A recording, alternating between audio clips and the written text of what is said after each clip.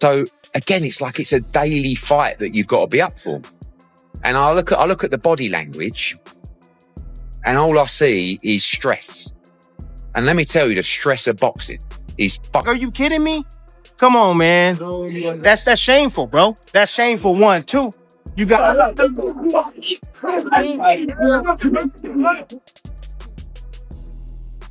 What was supposed to be a routine press conference turned into pure chaos.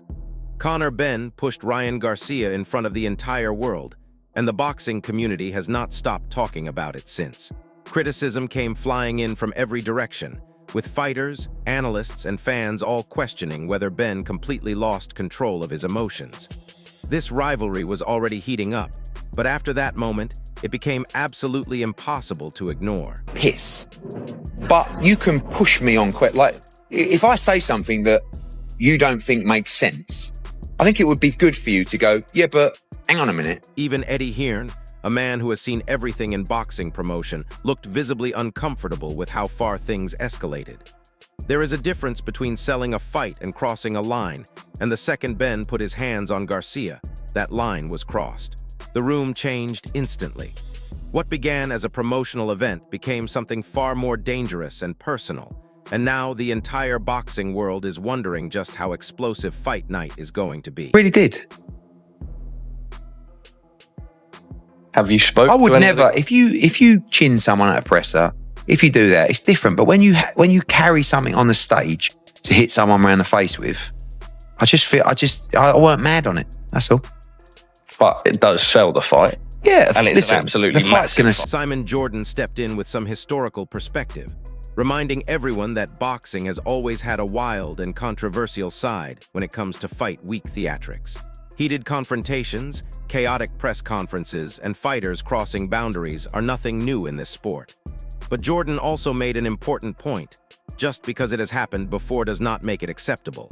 These moments continue to blur the line between smart promotion and genuine. I mean, how many times have we seen boxers do things that they shouldn't do? You know, we saw Derek Chisora spit on Vitaly Klitschko. We didn't need that. I'm not offended by it. You don't need Tyson and his costumes. Yeah, we see Tyson Fury's dad headbutt the smallest Ukrainian he could find. You know, we're Garcia's response hit differently. He did not just complain about being pushed. He made it deeply personal by revealing that Benn grabbed him in front of his wife, and that detail changed the entire tone of the buildup. This is no longer about selling tickets or generating headlines. The anger Garcia is carrying... My wife was there and he just pressed up on me, grabbed me. Wow. Yeah, so it's a little personal. So we'll be ready to go get him. Trust me, that's guys.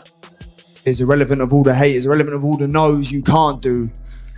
I'm going to go into this fight fueled with a chip on my shoulder to prove to the world that I will be the greatest WBC champion. So, you know, for me, to answer your question, I'm going to come out fast and put it on him and hopefully get him out there early. Benn's reaction to the backlash was to simply ignore it entirely. No apology, no stepping back, just pure, unapologetic confidence and aggression. He made one promise loud and clear: he is coming out fast, hunting for an early finish and bringing maximum violence from the first bell. That mentality turns the entire buildup into one burning question. Conor Nigel bad. Ryan, I'll come over there and give you a good ass beating. No, God, bro. Conor's talking. Let's go, Conor! You would not come over here to the States and beat me if bro, you would not do it, bro. You suck. Well, you want to come up to 147 and you stand a chance against me? 147, I would absolutely knock you. I would knock you, Spark out. I would knock you. I'm going to beat you and Eddie Hearn and the same night. La raza, you can't even speak Spanish and that's your language, mate. That's my beat, though. Chúpame pito. Chúpame pito, cabrón. Listen, you're coming with small dick energy. That's small dick energy. Small dick energy. Hey, ask your girl how my tastes. How about that? My people like you. The audio exchange that surfaced between the two fighters removed any remaining doubt about where things stand between them. What started as confident back-and-forth trash talk quickly collapsed into pure ego, raw emotion, and mutual disrespect at the highest level. There was nothing scripted about it. Neither man was performing for the cameras. This is genuine. I go get a better boxer, but if they get to a bout, which it might happen, I will big Because Conor Benn, Conor Benn is not skilled. He's not that skilled, but he's a raw fighter. You know, he's just a raw fighter. He wants to get there. He wants to fight. So if they get to that, if they get to that fight, I got it. Do you think he'd be better? Conor Benn obviously made about the weight drain. Do you think he'd be better at 47 or going up to 54 to try and make 54, that fight? 54. I think at 50. Reese Pugh brought a more analytical voice to the conversation, raising serious concerns about the weight factor and the stylistic differences that could define this entire fight. His argument is straightforward.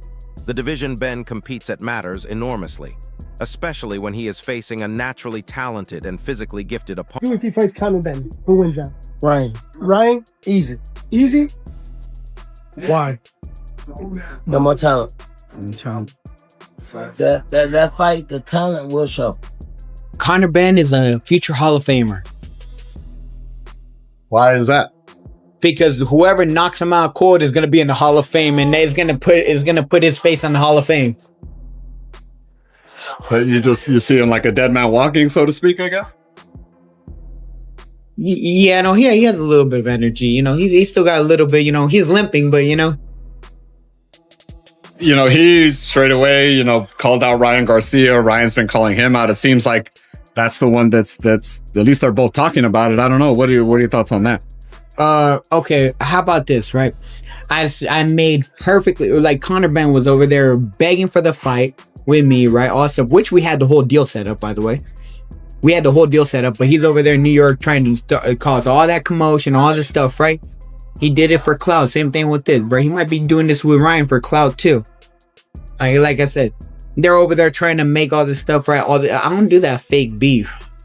And that's the thing. That's why it's like, bro, it throws me off, man. And then you go do all that fake beef, and then you want to go come over here and try to, you act like you're a big tough guy, and then go run off and not fight.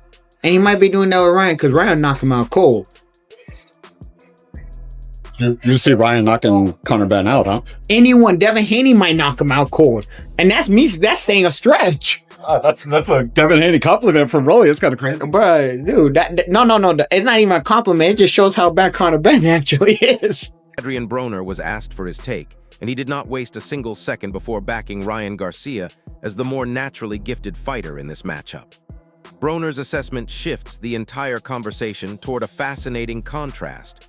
Raw natural talent on one side versus relentless hunger. 12th of September, Las Vegas, the destination, as Ryan Garcia of Mexican heritage will be defending his WBC welterweight championship. And he was on the Jimmy Fallon show this week, which is massive over in the States.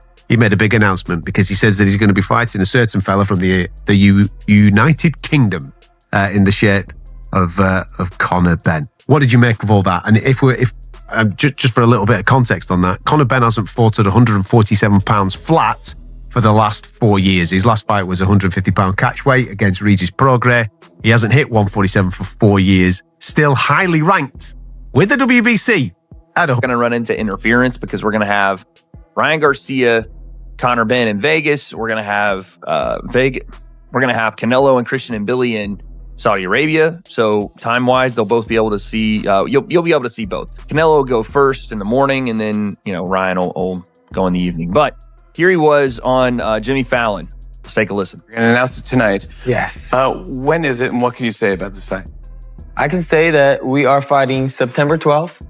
It will be in Vegas. And the opponent, let's just say he's from the other side. Yeah, so he obviously means across the pond. Are you going to fight? He's across the pond. I'm sorry. Yeah.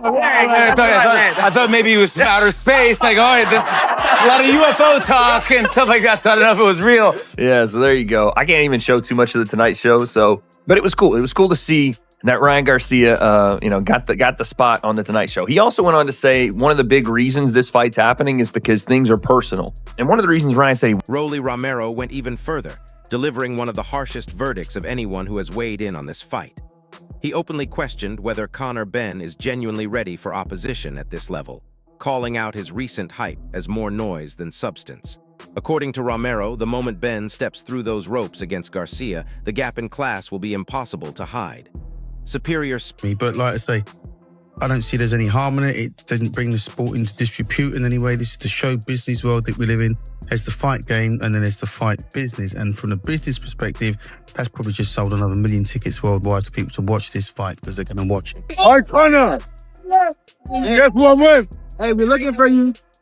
Got you. Don't worry. September 12th on my future ass. That's a nice fight, this man. I don't mind fighters pushing and shoving. Probably should be slapping each other at the face-off. Security did a pretty good job of corralling it while they could. But I thought it was just a meditate, and it changed everything, that, because that's a little bit naughty. Because I know it's all, fun and games at press conferences, but when you lay your hands on another man's face, whether there's an egg in it or not, you've laid your hands on his face, and that takes it to another level. And then the fight was made official Las Vegas. World title on the line, and Conor Benn stepping into the biggest and most unforgiving environment of his entire career. The concerns that analysts have been raising suddenly became very real. Benn has not competed at full welterweight